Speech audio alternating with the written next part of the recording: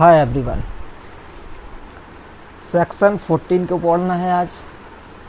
आपको पता है ट्रिपी का सेशन चल रहा है और हमने आपको सेक्शन 13 बताया था इसके पहले। अब आज हमें 14 का अध्ययन करना है, तो आज हम 14 को यहाँ पर एनालाइज करते हैं। सेक्शन 14 बैरेक्ट की लैंग्वेज में 3.5 लाइन दी हैं। तो इसमें से इंग्रेडिएंट निकाल के हमने बोर्ड पे आपको समझाया है। इंग्रेडिएंट वहाँ से देखते हैं। पहले हम बैरेक्ट से इसका अध्ययन कर लें। तो बैरेक्ट में जब भी आप सेक्शन 14 पढ़ोगे तो इस हिसाब से पढ़ना कि यह एक नेगेटिव सेक्शन है, नेगेटिव वे में दिया गया है इसका प्रोसीजर। तो नेगेटिव वे में देने के कारण ये थोड़ा दिक्कत होती है समझने में। तो हम इसको पॉजिटिव वे में समझेंगे तो आप पूरा समझ जाएंगे। रूल्स अगेन परपेचुटी, देखिए आप, शाश्वतता के विरुद्ध नियम। शाश्वतता मीन्स एक लंबे समय तक किसी चीज को अस्तित्व में बांधे रहना, लंबे समय तक, पीढ़ी दर पीढ़ी, पीढ़ी दर पीढ़ी, पीढ़ी दर पीढ़ी, पीढ़ी दर पीढ़ी। अगर कोई ट्रांसफरर अपनी प्रॉपर्टी को पीढ़ी दर पीढ़ी तक के लिए अंतरित करना चाहता है तो वह कहलाता है शाश्वतता। इसका मतलब ये हुआ कि कोई भी व्यक्ति अगर अपनी प्रॉपर्टी को एक लंबे समय तक बांधता है पीढ़ी दर पीढ़ी के हिसाब से, तो ऐसी प्रॉपर्टी उसकी पीढ़ी तक ही सीमित रह जाएगी। जबकि लेजिस्लेटिव का यहाँ पर मोटिव है संपत्ति अंतरण अधिनियम बनाने का कि संपत्ति जो है उसका फैलाव हो, ज़्यादा से ज़्यादा लोगों के पास ये एंजॉयमेंट के लिए जाए। क्योंकि अगर ये शाश्वतता के तहत एक कुछ निश्चित लोगों तक ही इसका अंतरण अगर सीमित कर दिया जाए तो फिर समाज और सोसाइटी का विकास रुक जाएगा। क्योंकि जब संपत्ति का फैलाव नहीं होगा, जब संपत्ति का अंतरण बहुत से लोगों के पास नहीं पहुंचेगा तो वो इसका एंजॉयमेंट नहीं कर पाएंगे। इसीलिए जो रूल डाउन किया गया है कि संपत्ति का शाश्वत काल तक के लिए अंतरण ना किया जाए।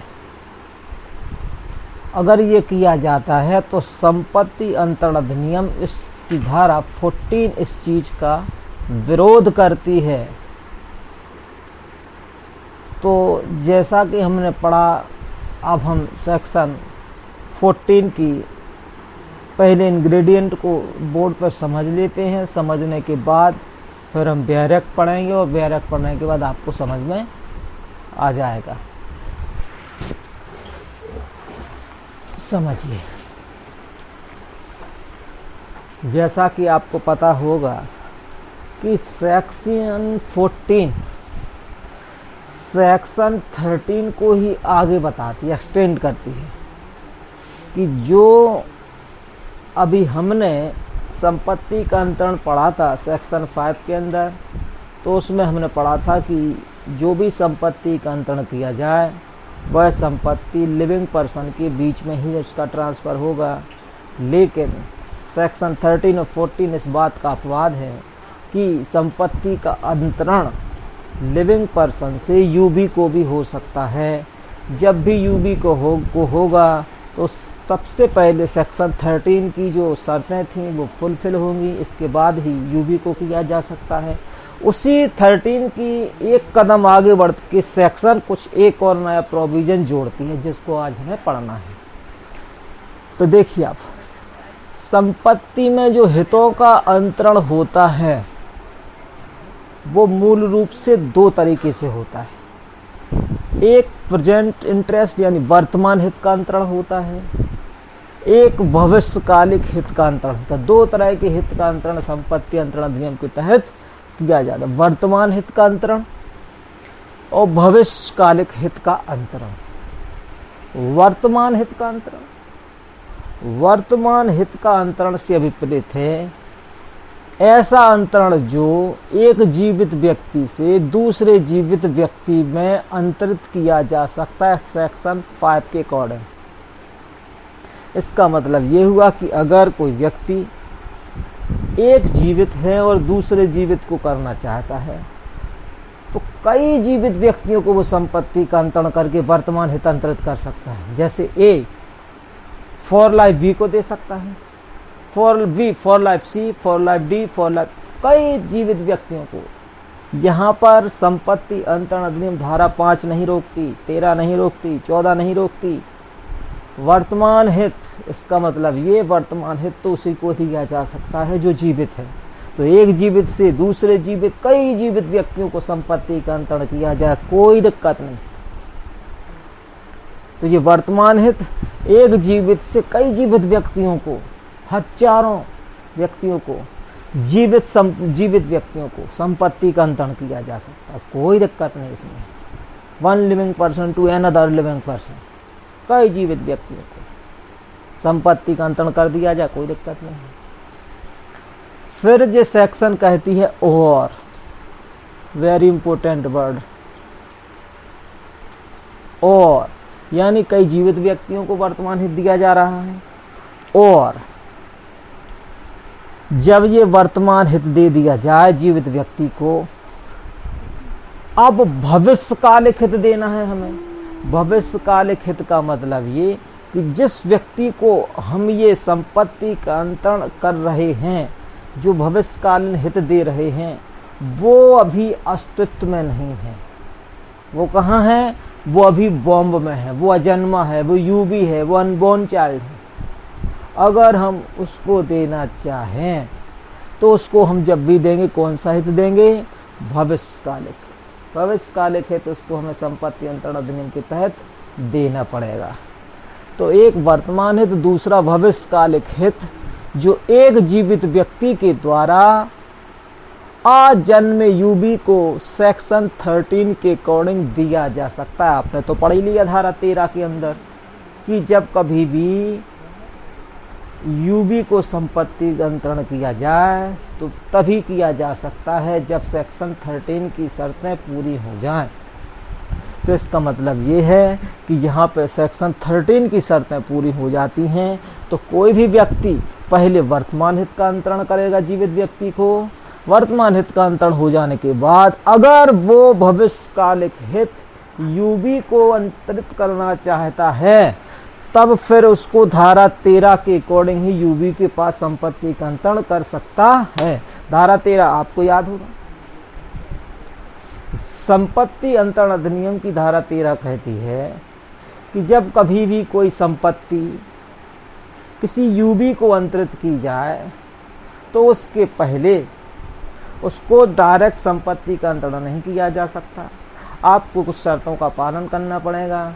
एक लिविंग पर्सन होगा उसको आपको सीमित लिमिटेड इंटरेस्ट देना पड़ेगा। जब सीमित हित उसको दे दिया जाए, उसी सीमित हित के रहते हुए उस यूबी का जन्म हो जाए और जब भी यूबी का जन्म होगा वो यूबी जैसे ही जन्म लेगा ऐसी संपत्ति में वेस्टेड इंटरेस्ट प्राप्त कर लेगा और ऐसा अंतरण उसके फायदे के लिए किया जाएगा। क्लियर? अब संपत्ति का अंतर तो ये जो 3-4 शर्तें हैं वो यहाँ पर धारा 13 के अकॉर्डिंग आ जाएंगे।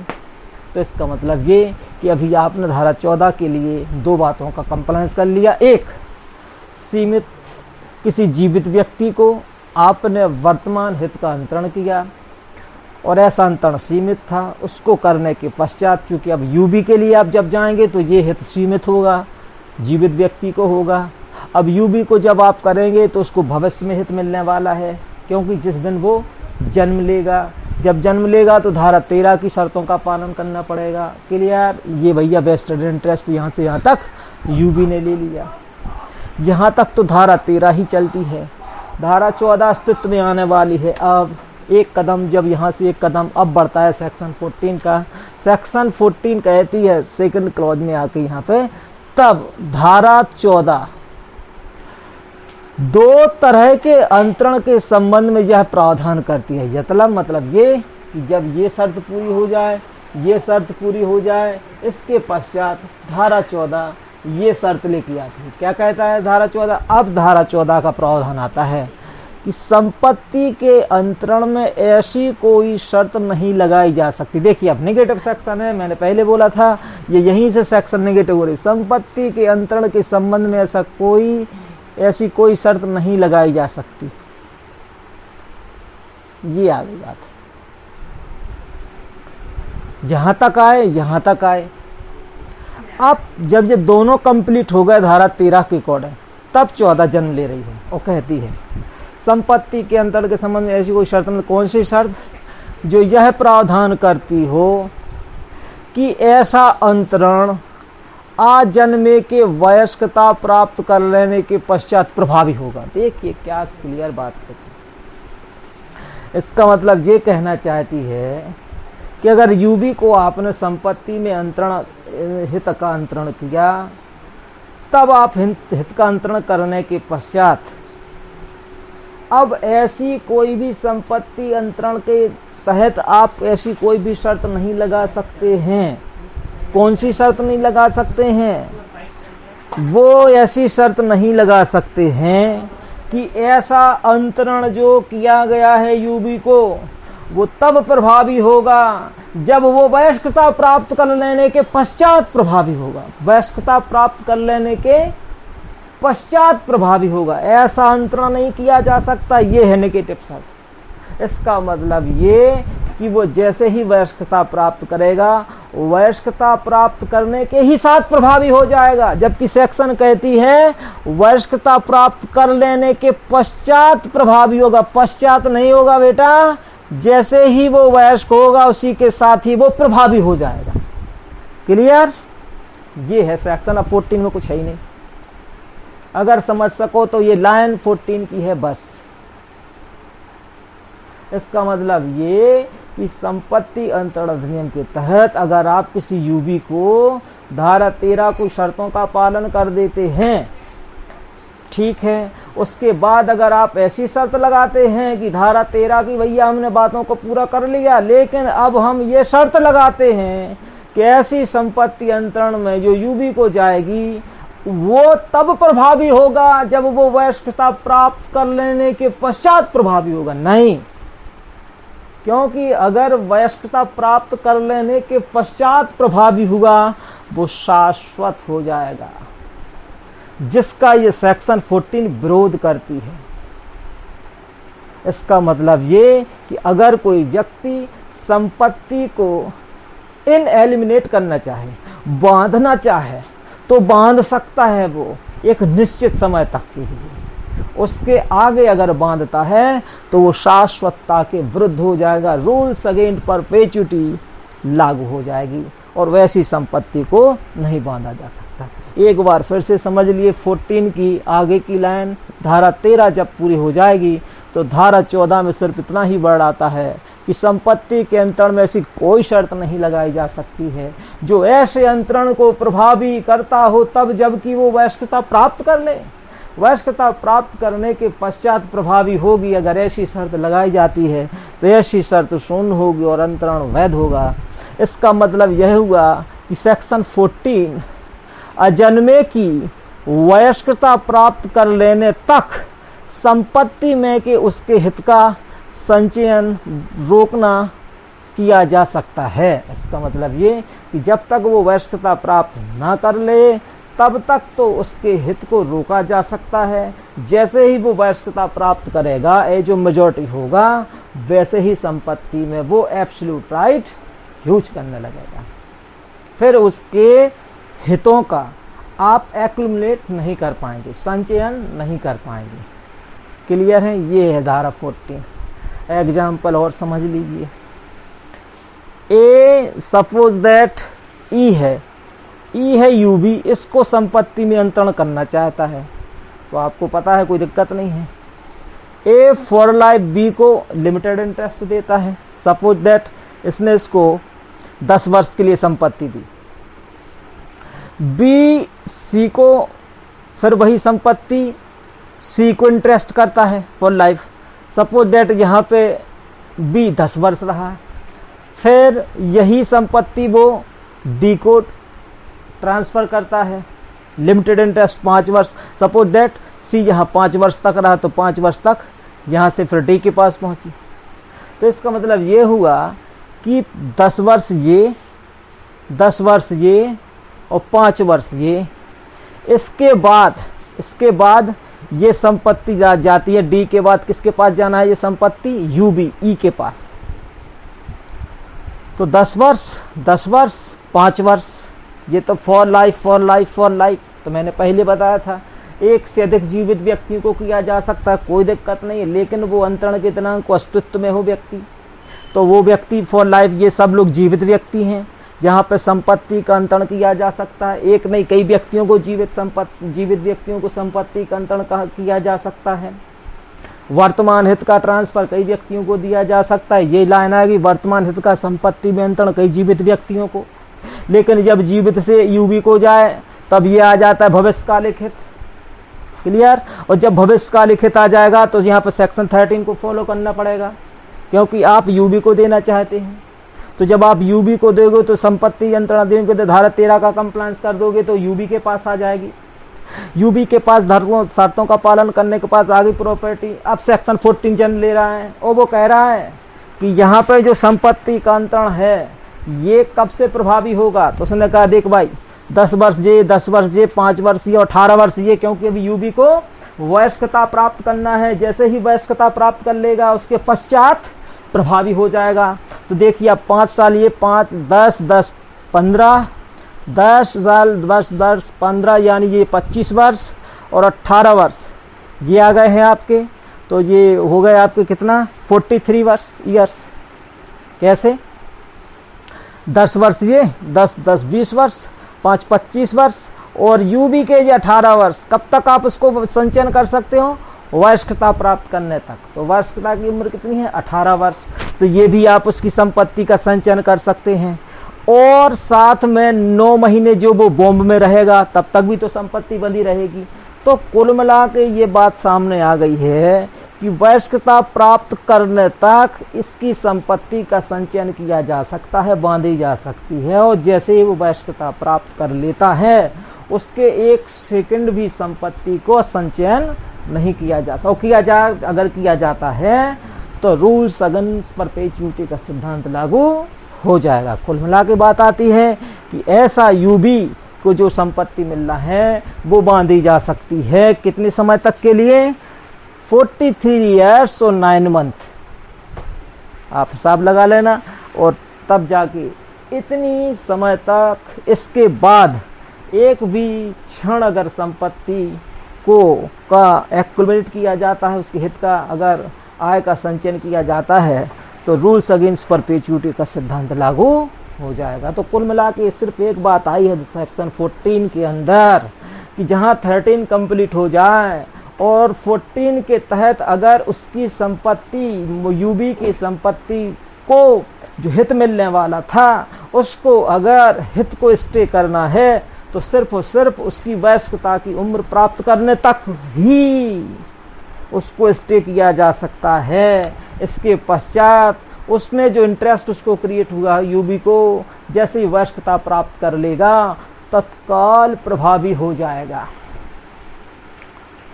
क्लियर। ये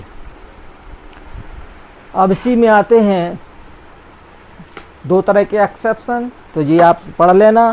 सेक्शन 14 के जो एक्सेप्शन है वो सेक्शन 18 के तहत है। अभी सेक्शन पढ़ाएंगे तो आपको समझ में आ जाएगा।